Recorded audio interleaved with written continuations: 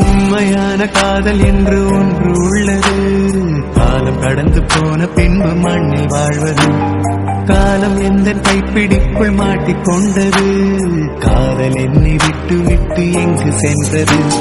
கடவுள் வந்து பூமி மீது வாழும் போதிலும் காதல் தோல்வியாகும் போது சாக தோன்றிடும். காதல் இன்றி பூமி மீது வாழ நேர்ந்திடும். கொஞ்ச நேரம் கூட நரகம் போல மாறிடும்.